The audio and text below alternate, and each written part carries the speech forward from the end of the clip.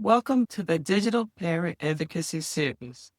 I'm your host, Lisa Clark. Today's episode is powerful, practical, and honestly, one that every parent advocate needs in their back pocket. We're talking about speaking truth to power online. Because here's the reality.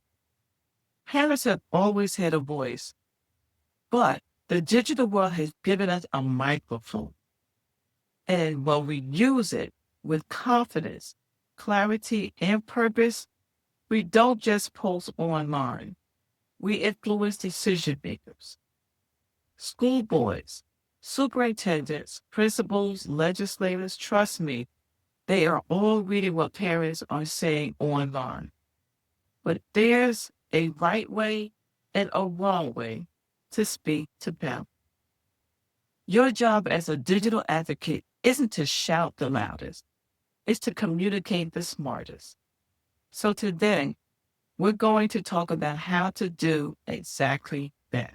Speaking truth to power is about using your voice to address issues honestly, boldly, and respectfully, especially when talking to people who have the authority to create change. Online, this means three things. One, naming a problem clearly. Two, connecting it to the impact on students or families. And three, calling decision makers towards accountability in action. It is not about attacking individuals, venting without direction, posting out of anger, and blaming entire groups. Digital advocacy is powerful because it documents your message publicly, creates momentum, and inspires others to speak up.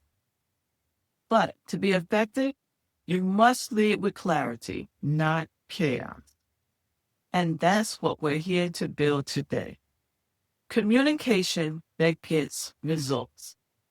Before we talk strategy, let's talk reality. Here's how decision makers read online comments from parents. They look for tone. Respectful, firm message gets attention. A hostile message gets dismissed. They look for clarity. If the point is buried in emotion, it gets lost. If the message is focused and specific, they take note. They look for organization. One parent posting is important.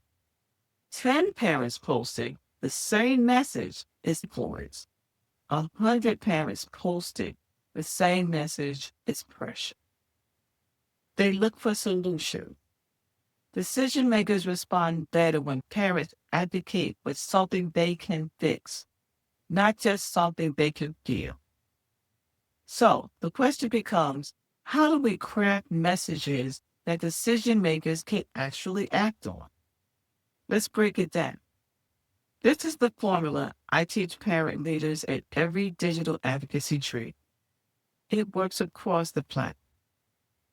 Email, social media, petitions, and public online posts. State the issue plainly. No fluff, no story yet. Just our students are losing access to blank, the blank.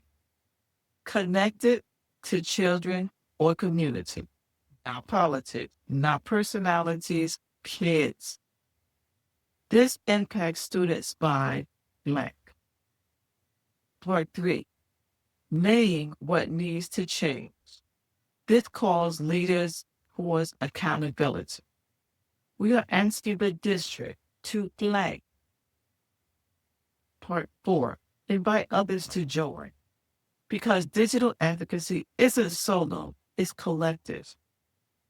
Parents, if this matters to you, please comment, share, or email the board. Example of an effective online message. Our district is considering cutting middle school arts due to staffing shortages. This means hundreds of students will lose access to creative learning that improves mental health and engagement. We are asking the board to explore alternative staffing or scheduling solutions instead of eliminating the program. Parents, if you agree, please share this concern respectfully below or email the board before Tuesday's meeting. Strong, clear, respectful, actionable. That is digital advocacy done right. I need to keep it real with you. So let's talk about the mistakes I see too many parents make online. Don't attack individuals. Target the issue, not the person. Don't post in anger. Bring the message, then sit for 10 minutes, then edit it for clarity and tone. Don't make assumptions. Stick to facts, not guesses. Don't be vague. Decision makers cannot act on do better, but they can act on restore the after-school tutoring program that supports 180 students. Don't let frustration turn into disrespect. Respect doesn't weaken your argument. It strengthens your credibility. Every time you speak online as a parent advocate, you are modeling how to disagree with dignity, how to challenge systems with strategy, how to use your voice without losing your values. Your child is watching how you handle conflict, injustice, and leadership.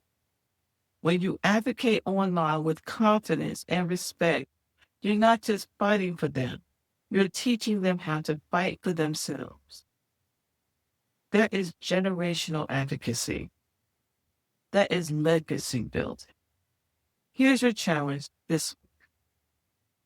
Craft one digital message using the 4-part formula.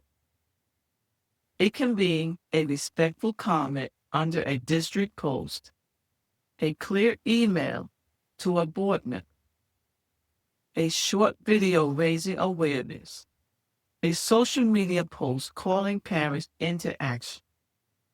Remember, your goal is not to fight. Your goal is not to embarrass anyone. Your goal is not to call out, is to call forward. Because when parents speak truth to power online, decision makers listen, communities mobilize, and change happens. Thank you for joining me for episode 8 of the Digital Advocacy Series. If this encourages you, share it with another parent leader.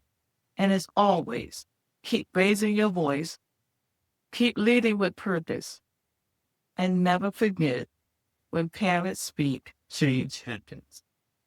I'm Lisa Clark, and parent, your voice matters more than you know.